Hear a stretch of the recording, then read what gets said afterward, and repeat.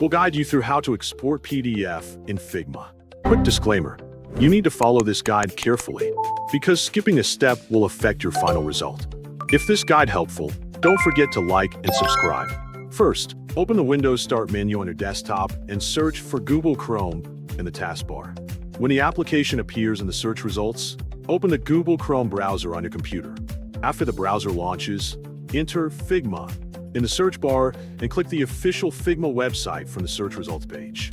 Make sure you're already logged into your Figma account before continuing.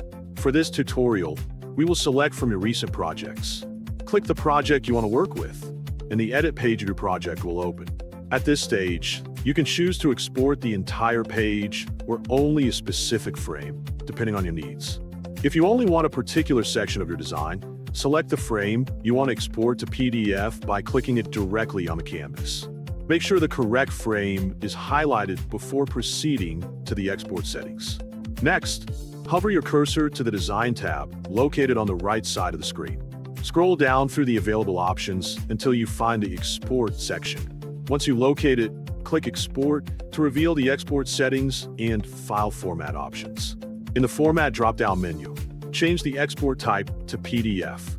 This ensures that Figma will generate a PDF version of the selected frame instead of another file type. Before exporting, quickly review the selected frame and export settings to confirm everything is correct. When you are ready, tap Export for your frame.